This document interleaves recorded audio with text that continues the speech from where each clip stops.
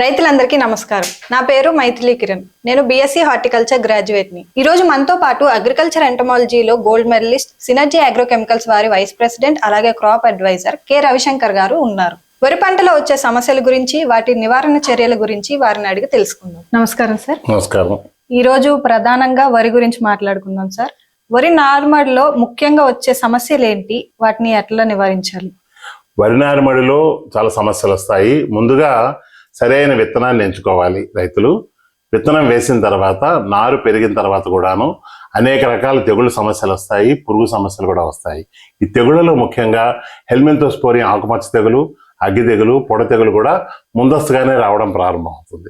అదేవిధంగా ఆకు చుట్టు పురుగు ఆకుల అంచులను కూడా కొరికివేస్తుంది. ఇవి కాకుండా ముఖ్యంగా జింక్ లోపం ఉంటుంది, ఫెర్రస్ లోపం ఉంటుంది. జింక్ లోపం ఉన్నప్పుడు తుప్పు మచ్చల్లాగా వస్తాయి, ఫెర్రస్ లోపం ఉన్నప్పుడు ఆకులన్నీ తెల్లగా అయిపోవడం మొదలవుతాయమ్మ. ఈ సమస్యలన్నీ కూడా వరి నారుమడిలో ఉంటాయి. మరి ఈ సమస్యల కోసం ఏం వాడాలి సార్?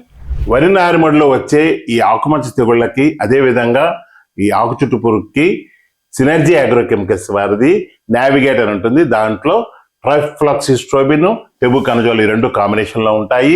అదేవిధంగా కొరాసిన్ అనేది క్లోరాంథ్రిన్ పోల్ మూల పదార్థంగా ఉంటుంది.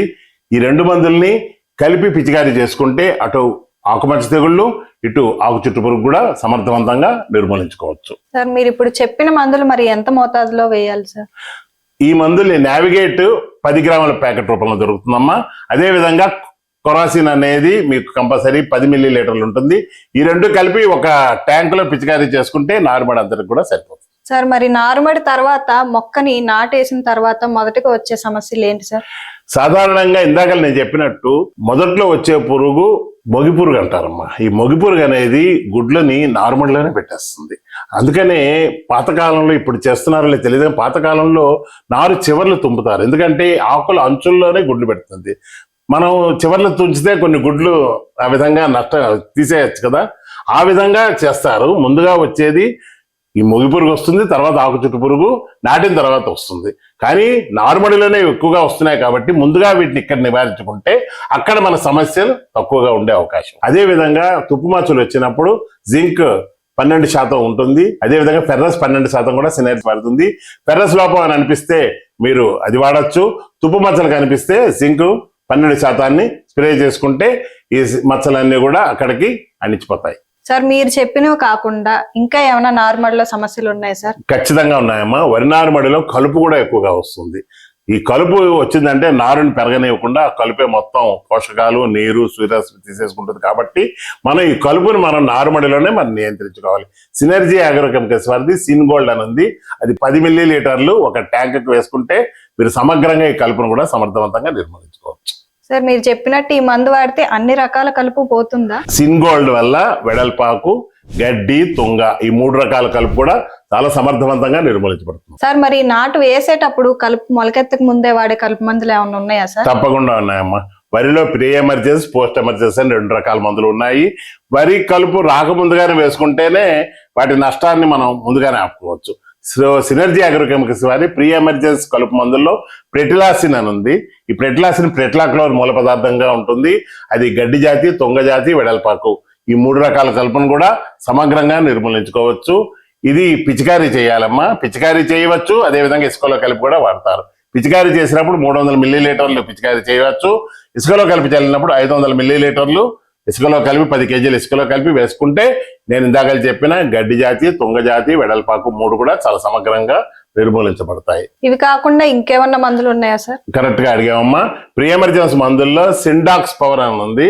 ఈ సిండాక్స్ పవర్ అనేది ఎకరానికి 4 కేజీలు ఇసుకతో కలిపి చల్లుకోవచ్చు. దీనివల్ల అడ్వాంటేజ్, లాభం ఏంటంటే రైతుకి ఈజీగా ఉంటుంది, చల్లుకోవడానికి ఈజీగా ఉంటుంది, తక్కువ ఖర్చుతో కూడా పని సానుకూలం అవుతుంది. ఇది కూడా గడ్డి జాతి, తుంగ జాతి, వెడల్పాకులను చాలా సమగ్రంగా కంట్రోల్ చేస్తుంది. సార్, మరి కొంతమంది ముందే వేయకపోయి ఉండొచ్చు కలుపు మందులు.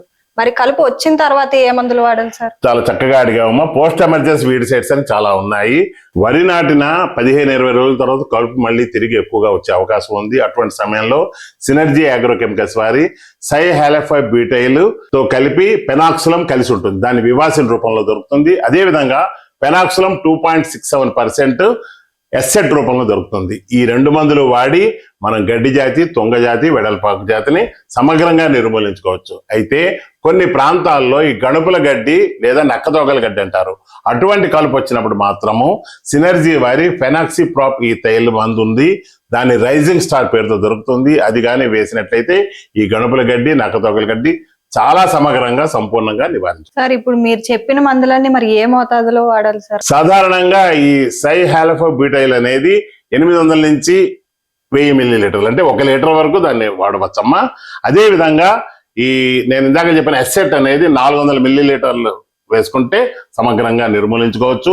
రైజింగ్ స్టార్ మాత్రం 250 నుండి 350 మిల్లీలీటర్లు ఎకరానికి వేసుకుని ఈ కలుపులన్నింటినీ చాలా సమర్థవంతంగా నిర్మూలించుకోవచ్చు. కొన్నిసార్లు కలుపు ఎక్కువగా ఉంటే వివాసిన్, రైజింగ్ స్టార్ మరియు సిన్గోల్డ్ కలిపి కూడా వాడి ఈ కలుపును చాలా సమర్థవంతంగా నిర్మూలించుకోవచ్చు. చూశారు కదా, రవిశంకర్ గారు చెప్పిన సలహాలు సూచనలు పాటించినట్లయితే వరిలో కలుపును నిర్మూలించి దిగుబడిని ఎక్కువ సాధించవచ్చు. Thank you sir. Thank you.